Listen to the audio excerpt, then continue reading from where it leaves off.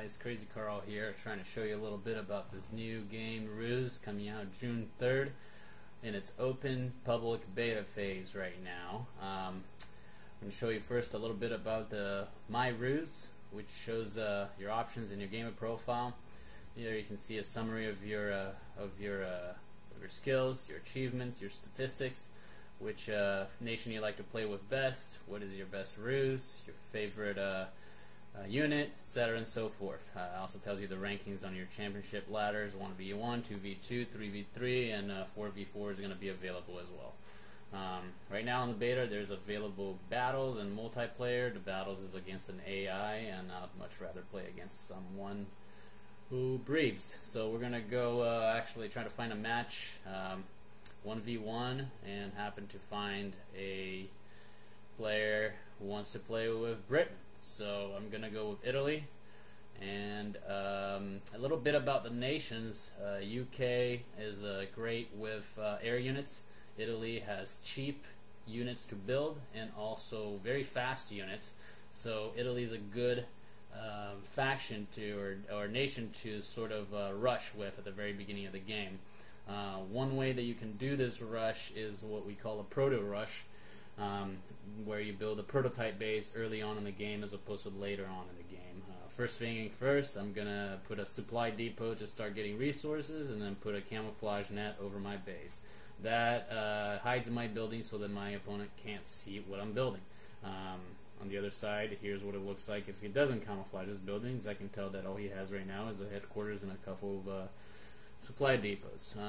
Moving on, you can see here that I'm gonna actually build my prototype base. Like I said at the very beginning, the prototype base allows you to build the most advanced units in the nation.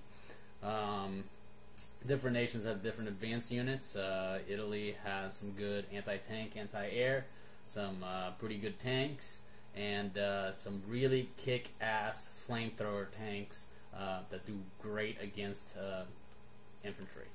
So we're gonna go ahead, and those are some of the units. I'm gonna build these Caro P26s, 2 of them.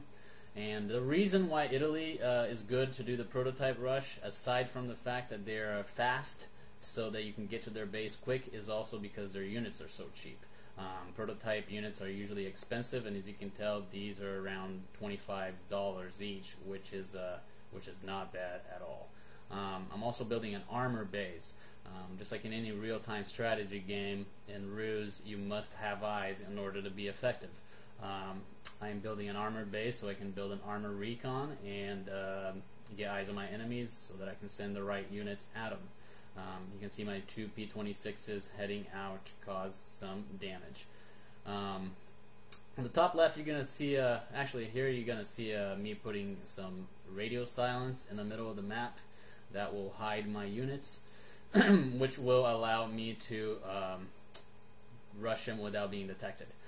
You'll also see that I am building a unit called a Breda. Bredas are a combination of anti-tank and anti-air. I figured those were good units to build against Britain. On the PC version, you can press tab over your unit and it'll give you a description of that unit. Here's a description of the Breda. You can see that it does great against tanks and great against air. So I'm gonna go ahead and build some. I'm gonna build some of these so that I can combat his airplanes. Which, you know, if the reason he picked Britain is because he's gonna have airplanes out there. And skipping ahead a little bit, there you see one of his bombers coming from my recon. And if it wasn't for my Breda, he would have succeeded. Instead, he was chased off back into his airfield to repair.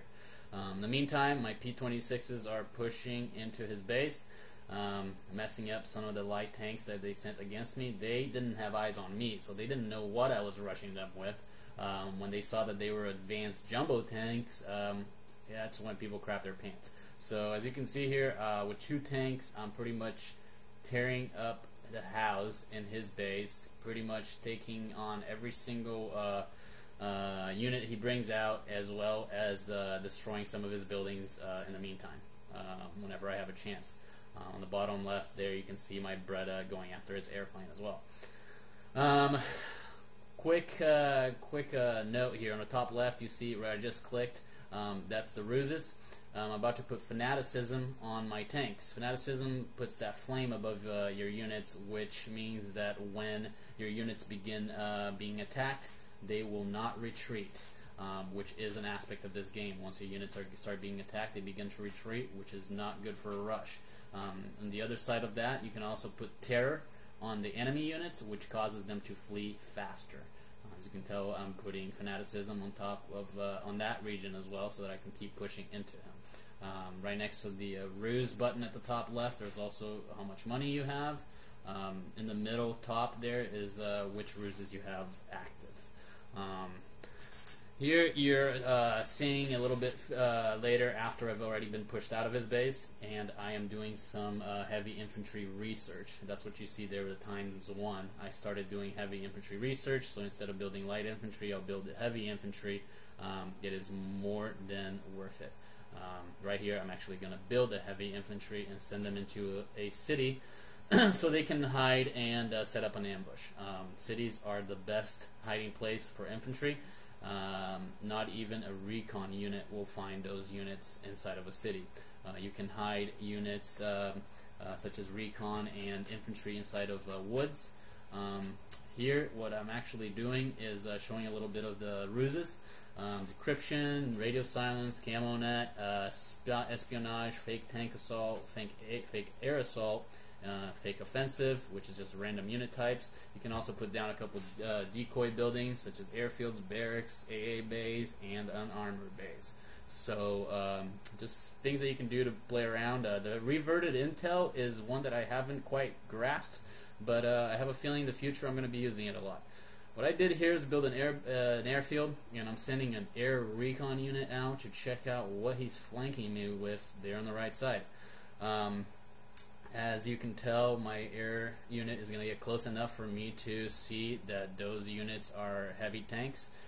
They're actually Matildas, and so that that leads me to build some anti-tank units.